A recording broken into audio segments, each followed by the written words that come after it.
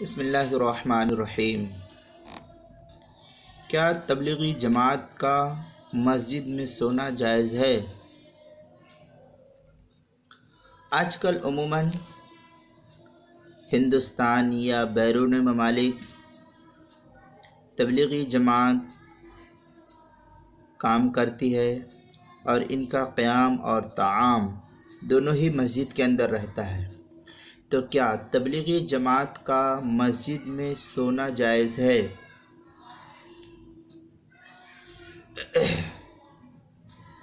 اس سلسلے میں مسئلہ یوں ہے کہ تبلیغی جماعت والے چونکہ عموماً مسافر ہوتے ہیں اور ان کے اکثر اوقات تسبیح، نوافل، ذکر و اذکار وغیرہ میں گزرتے ہیں، اور ان میں اکثر وہ لوگ ہوتے ہیں جو نئے نمازی ہوتے ہیں۔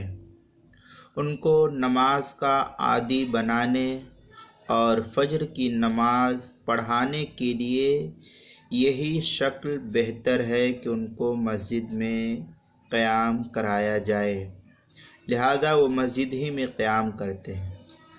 تبلیغی جماعت والوں کو مسجد میں قیام کے لیے اعتکاف کی نیت کی بھی ہدایت کی جاتی ہے، اور اعتکاف کی نیت سے مسجد میں قیام کرتے ہیں، اور معتکف کو مسجد میں قیام کرنا، کھانا پینا سونا سب درست فقہ نے لکھا ہے، لہذا تبلیغی جماعت والوں کا مسجد میں قیام کرنا اور کھانا سب اس صورت میں درست ہے۔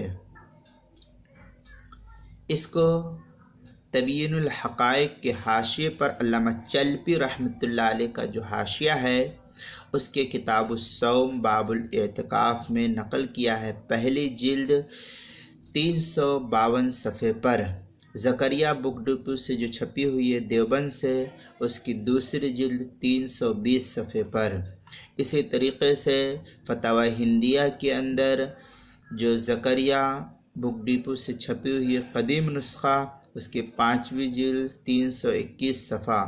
اسی طریقے سے جدید نسخہ ہے، اس کی 5ویں جلد 371 صفحے پر۔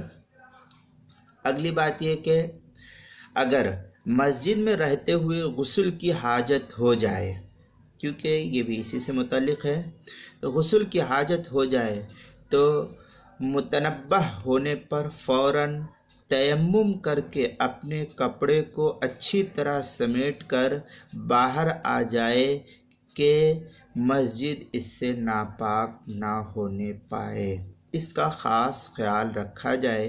اس کو علامہ شامی رحمۃ اللہ علیہ نے کتاب الصوم کے اندر باب الاعتکاف جو زکریا بک ڈپو کی چھپی ہوئی ہے، اس کی تیسری جلد 435 صفحے پر، اور کراچی سے چھپی ہوئی اس کی دوسری جلد 445 صفحے پر، اسی طریقے سے بدائع الصنائع زکریا بک ڈپو کی چھپی ہوئی دوسری جلد 284 صفحے پر، الموسوعۃ الفقہیہ کویت سے چھپی اس کی دوسری جلد صفحہ نمبر 98 پر ہے، اور بھی مختلف کتابیں ہیں اس کے اندر نقل کی ہوئی ہے۔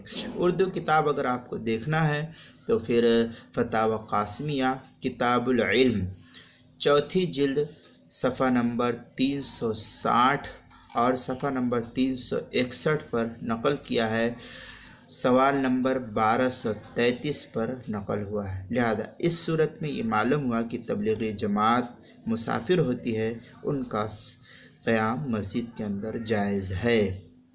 جزاک اللہ خیرا و احسن الجزاء۔ السلام علیکم ورحمۃ اللہ۔